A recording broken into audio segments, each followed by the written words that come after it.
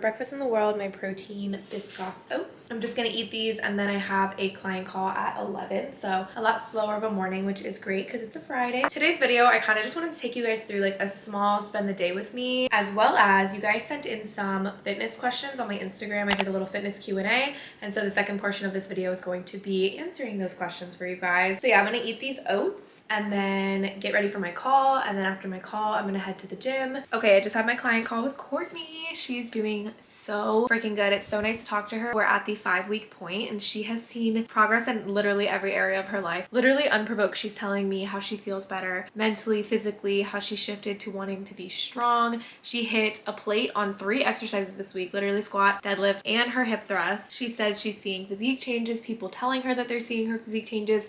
It was just a really good conversation. It was super nice to know that somebody is really reaping and feeling those benefits and just really changing their outlook on fitness and enjoying the process. I have calls later that I'm gonna hop on, but that one was like a great way to start my day. Always the best chatting with clients. Okay, I'm ready to rumble. Before going to the gym, I'm gonna do some work and do some grocery shopping, so I'm dressed for that first, and then I'll just change when I get there. I am wearing the Honor Active, these Mellow Soft tops, guys.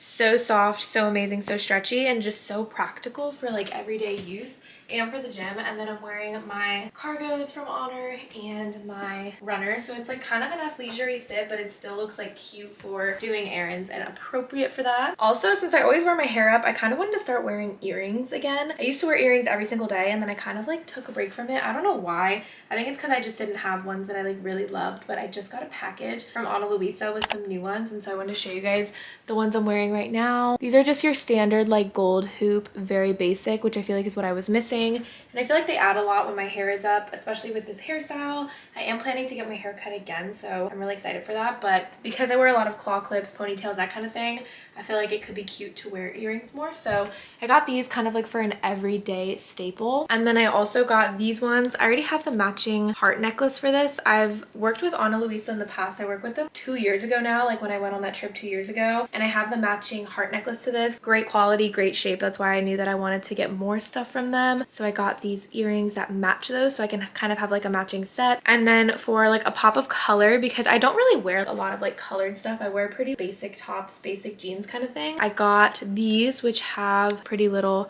gemstones. These are in like a little green color, and I do want to get the matching necklace to this at some point. But that was my little Ana Luisa order, and I like that when they give you this stuff, it comes in this really environmentally friendly packaging. I keep mine stored this way because I don't really have like a storage organizer for jewelry because I just don't have a ton. I do have a code and link with Ana Luisa that I'll pop on the screen and down below if you guys want to shop. But yeah, I've just been trying to wear my earrings more, so hopefully you guys see me wearing more jewelry because that is a goal of mine. I feel like it helps me feel and look more put together when I'm going to do things. So yeah, so I'm wearing these today, have my hair in a little ponytail with my front strands out. This is my look for now, and then underneath I have my gym fit. I'm not going to put my workout in this video just because I am doing a week of workouts this week, so I will be sharing that super soon and you guys can watch the workout that I do then. But I will be, like I said, doing a fitness kind of Q&A thing later to keep some fitness in this video.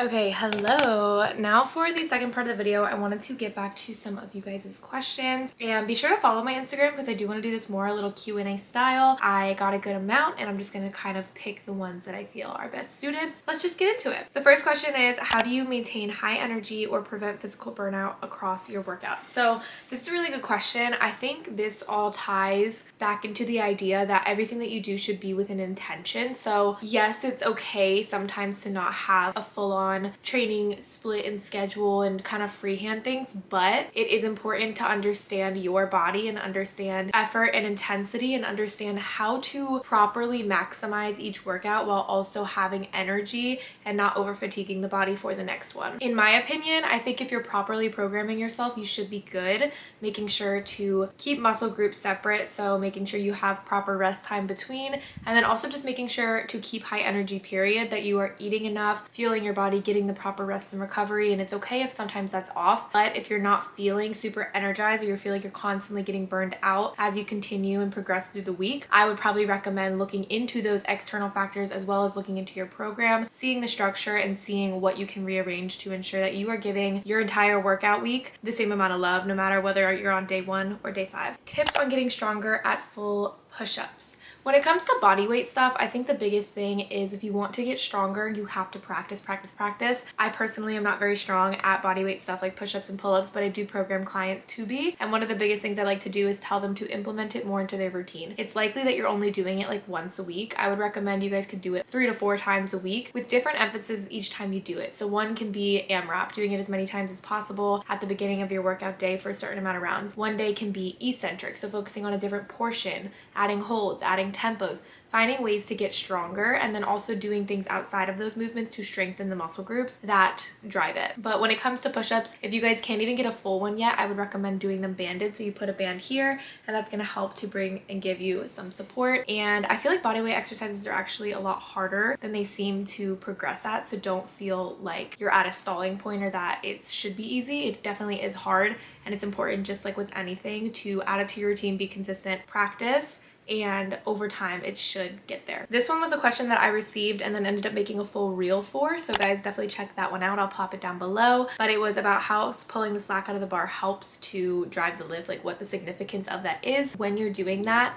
you are taking the stiffness out of the bar, you're creating full body tension with yourself and the bar, and it's going to make it easier to pull that bar off of the floor. It's important to do it, and I think it also really helps you with the stability component, because when you're not pulling the slack out of the bar, you're kind of jerking your back sometimes and jerking into the motion, and that's when you can see loss of control. So aiming to keep tension is a big thing. It helps to get it off the floor faster, and depending on the deadlift bar that you do have, it can be extremely beneficial. So I definitely recommend it, and I recommend watching that video for a better breakdown. How many days per week is good to work out? I feel like I get this question a lot because I'll have clients come to me and they want to work with me and they say that they want to do like a 5-day split, but they haven't been consistent in the past month. And I tell them, like, let's scale it down and then let's build up. So I think it all depends on your level, where you're at, as well as your goals and kind of what you want to achieve in your training. I would say people have success with a 3-day split, 4-day split, 5-day split. People do 7, people do 2. You can't really go wrong as long as what you're doing is quality and you're working to overload it. The typical range that I would give a client is 3 to 5 days. You do need days to rest. So yes, you can move your body every single day, but I wouldn't recommend that you train full resistance training as hard as you can every single day, because there literally is no time for you to recover. But you can implement different lighter cardio, lighter things, full body things, etc. if you like to get moving every single day, but it's not something you have to. I think a lot of people think the more frequent you go, the more results you're going to get, but it's more about when you're going, what you're doing, what the quality is like, and what you're doing after and outside of that. That's going to play a bigger role. So I would say if you're just starting out,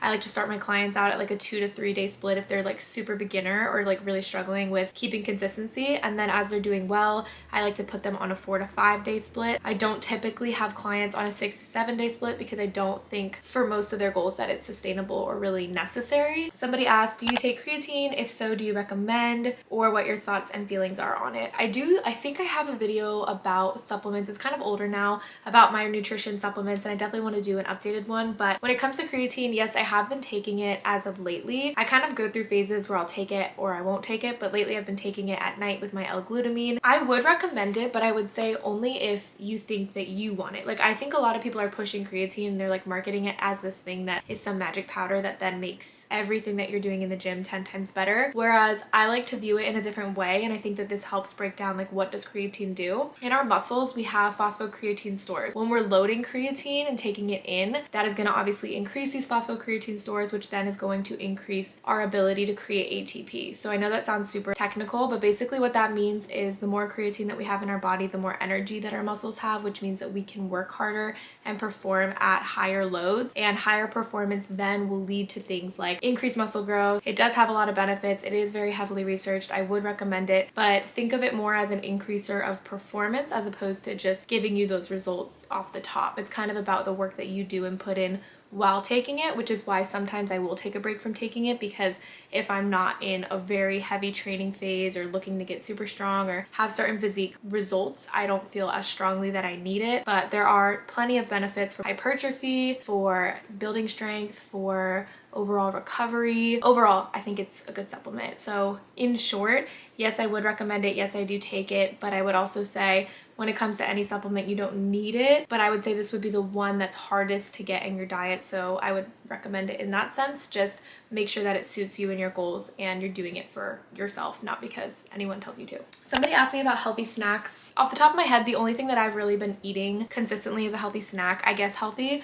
would be these apple nachos. So I'm gonna recommend that. Literally, I just slice up apple and I microwave peanut butter for a little bit so it gets to be like a little bit smoother of a texture, and then I drizzle it on the apples, and then I put milk chocolate chips on top. If you don't like the chocolate chip part, you don't have to add it, or if you like a different type of chocolate, just put that on top. But it's so good. It really helps with your sweet tooth because I have a really big sweet tooth, and it's pretty filling because apples are high fiber. Peanut butter is pretty good with some protein content, and it's just a fun snack. It's very good and I've been enjoying that. Somebody asked the best glute workouts that I recommend. I have a full video on this. I know I keep like alluding to other videos, but this one is actually so helpful. So many of you guys have commented saying it's helped you, so I will pop it on the screen, but I'll kind of like briefly explain what I like to do with my glute training. I typically like to structure it in a certain way. So I like to put thrusting, bridging movements first and kind of try to load those. So that would be a hip thrust cast glute bridge or a lying glute bridge. Those would be my first movement and I would try to load those. Next, I would go to a hip hinge movement. So that would be things like an RDL, B-stance RDL, good mornings.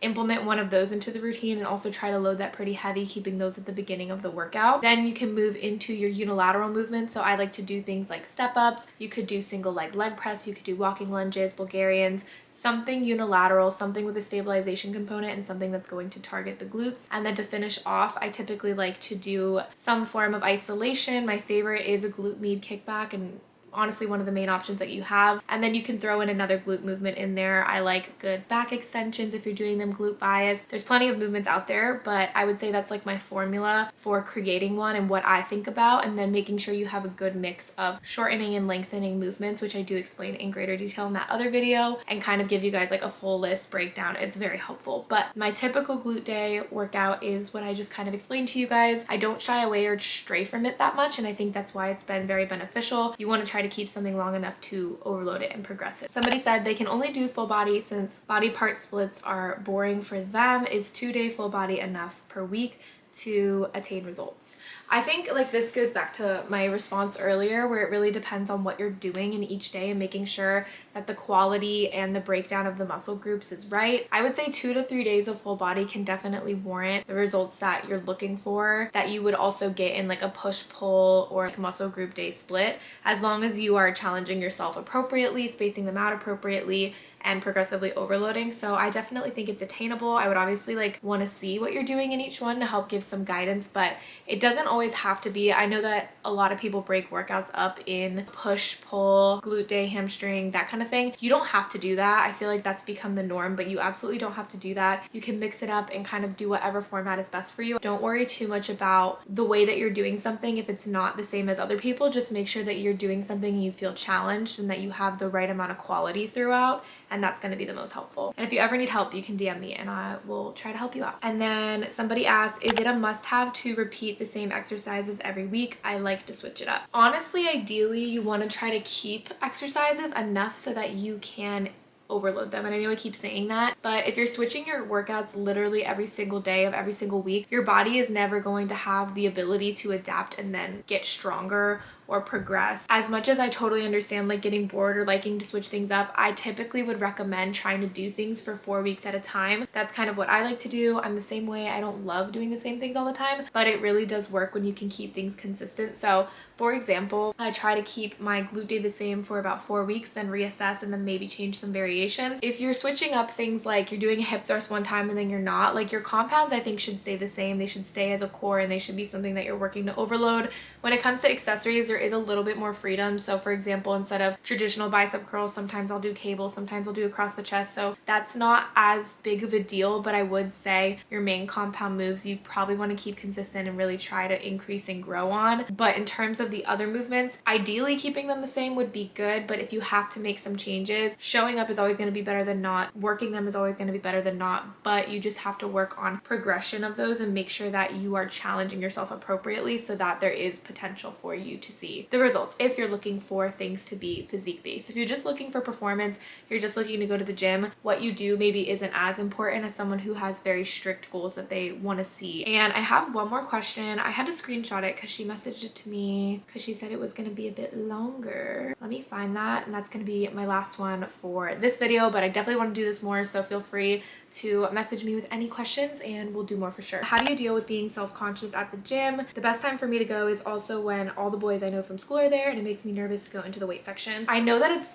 different now, like it's definitely getting better, it's less male dominated at the gyms, things like that, but I feel like it is very common to have that intimidation of like, I don't belong here, I don't like fit in right here, or just thinking that you can't be in the same space or taking up as much space as people who maybe look like they know what they're doing more or look like they belong more. But I think that's something that you have to like restructure in your own mind. Literally everyone is there to move their body, to train their body, to better themselves. Everyone deserves to be there no matter what skill level they were, and everyone was, you know, that beginning phase. So I think a big thing is remembering that you have a place there always. And then secondly, remembering that most people care way more about themselves and what they're doing, what they look like, than they do about what you're doing and what you look like. Remember that everybody is in some degree is conscious of themselves, and they're conscious of like where they are and what they're doing, but likely they're so much more fixated on themselves that they're not really that fixated on you. And I feel like that brings me comfort, just remembering like how much do I think about what I'm doing and myself, and then thinking, okay, other people are doing that too. I think you'll find that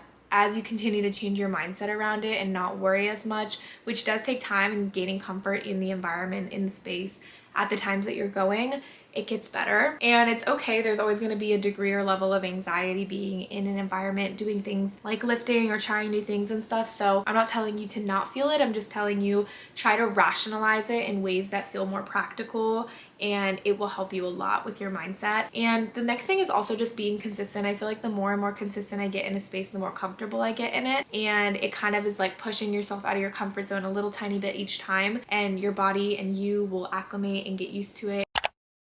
Hey y'all! Okay, it's honestly a while later, but I wanted to check in and do an outro and stuff. I just had 3 more client calls. I try to like schedule my check-ins for Friday, Saturday, so that by Sunday I can work on programs and stuff, but those were so good. Everyone is doing so well. Everyone's kind of at like a different point, so it's really interesting to see where people are at in their journey and like where they're headed and stuff. So yeah, everyone's doing amazing. I'm super proud of all my clients. Working with clients on a one-on-one basis is just really rewarding because you get to like literally see them start in a place and then grow so much. Just on check-ins and stuff, you can see confidence change, you can see energy change, you can see mood and approach change, and it's just really nice and I'm loving it. I just took a shower, so that's why I look like red as a tomato, because I love my showers nice and hot and my hair is air drying. But tonight is really chill. I don't really do much honestly, so we are gonna have dinner. We're getting takeout tonight. We're getting Korean chicken. It's called shimik, if you guys have ever heard of that. And then my mom hasn't been home for a while, so we have a lot on the DVR. We're either gonna watch A Million Little Things, which is like our show. It's the last season. It's so good if you guys haven't watched it. I have been like running through shows. It's been crazy, but we are gonna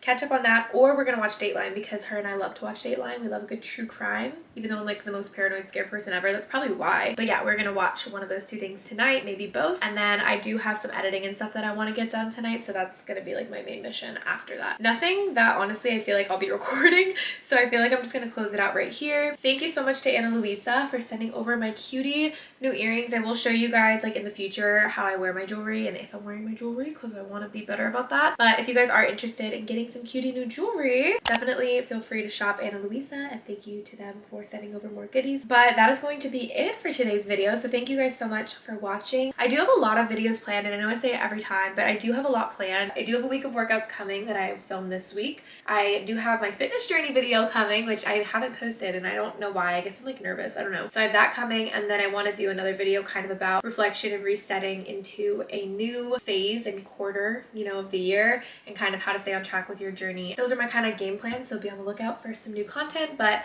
love you guys so much. Thank you guys for watching, and I will see you guys in my next video very, very soon. Bye!